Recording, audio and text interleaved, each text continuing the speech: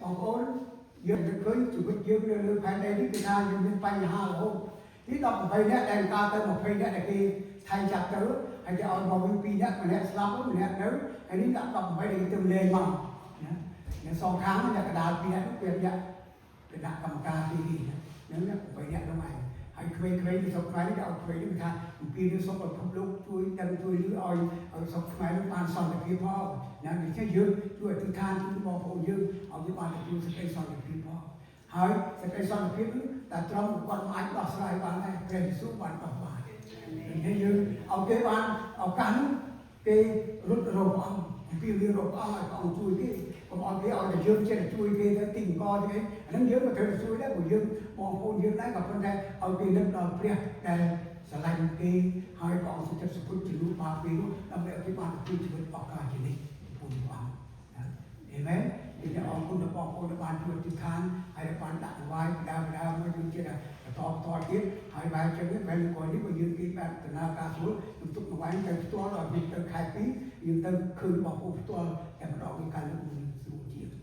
ដូច្នេះសូមបងប្អូនស្រួលចិត្តអធិដ្ឋានមួយគ្នាសូមជឿបងយើងអធិដ្ឋានrồi cùng họ cùng ông đại cùng cái bẹt này sẽ được sờ lăn đào xa ông mà sờ lăn rồi cùng việc nhung cho ông này và ông chăm việc vượt qua của ông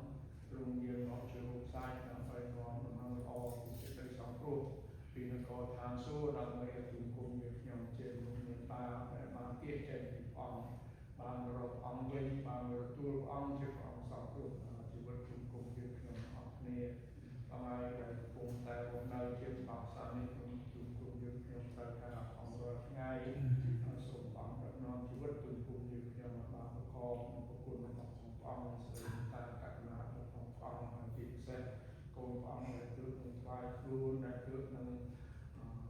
tôi ông mày như số các miếng bàn cùng cho muối nên tiền là cốt nhau sẽ là buông nhưng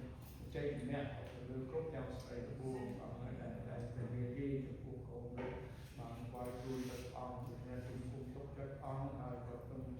đi cùng kéo vào ông là cùng việc nhung là cái gì ông là số ông khai xa số biết cùng việc nhung khai xa nó không sẽ như là cùng việc việc chụp ông cũng đa con trao ông tiền để miền sườn mưa từ ông tiền bao và cô là trao cùng việc nhung ngọc nó